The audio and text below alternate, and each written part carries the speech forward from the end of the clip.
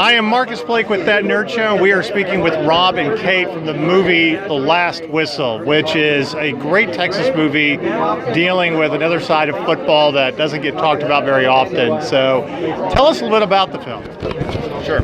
So, The Last Whistle, like you said, it's a football movie. It's kind of we wanted to make it sort of this spiritual sequel to Friday Night Lights, both the show and the movie. And so that was great because we brought in, Brad Leland, Buddy Garrity, to head up the film. And especially the film overall was just kind of, I wanted to depict the life of a coach and what it's like to be inside of a coach's head and then to see what it's like for a coach whenever the worst possible scenario happens. And so it's a movie that follows a coach following, it's a movie that follows a coach just after he has a player collapse on field. And so it's about the medical tragedy and the town afterward.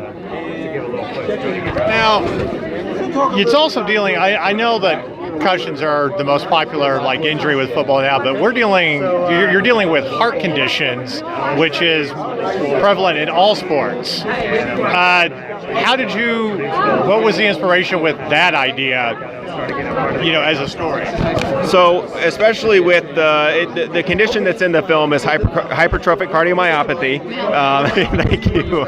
And the condition is not talked about a lot. Like you said, it's not like concussions where we hear about it quite a bit. And a lot of people have asked, was it because of the University of Maryland? Was it because of DJ Durkin and that whole scenario? And we actually made the movie before any of that happened. And so when we made the movie, a player had never had that happen to them, and that there had never been a legal case brought against a school or a coach because of a tragedy like this. And so, but then that ended up happening in real life. And so it's sort of just straight from the headlines, not any specific headline, but it's a movie that I saw happening around us. And it's a condition that, like you said, affects all sports. It affects all athletes of all levels of intensity. And so the movie isn't about football is bad or football is good. It's about, hey, listen, this is something that can be fixed and can be detected.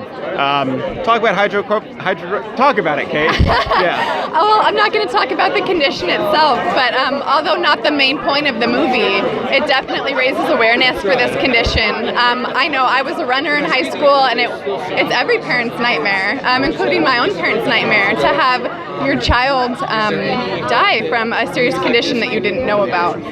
So really going forward, it's sort of in part also raising awareness, and there's a lot of heart testing and cardiac testing that's available now to high school students, and we urge families with student athletes to seek out those services. All right, so we at That Nerd Show, we always like to ask very nerdy questions, and we actually have two for you. So he got a little preview.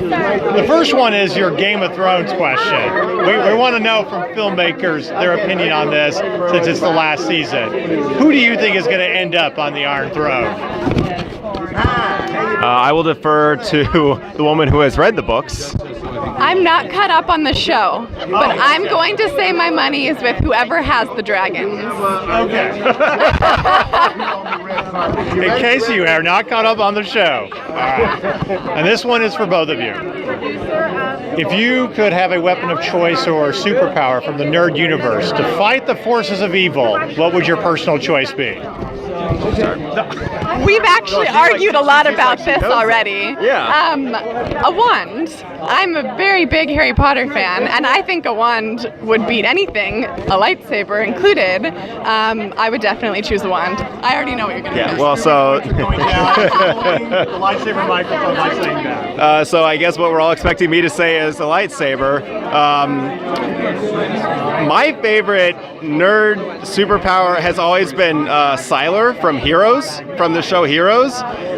So my superpower would be to be able to take other people's superpowers and decide whether or not they get to keep them. And then in that case, I would be the most powerful because I could have the Force, I could have any sort of inherent skill that anyone had, and then either keep them on my side or let them go and say, listen, you get to keep my power if you subscribe to what I'm doing. Wow, I think that's a great answer. I've never heard that one before. You would also get the most bribes in the nerd universe by having that choice. So, well, thank you very much. Good luck with the film.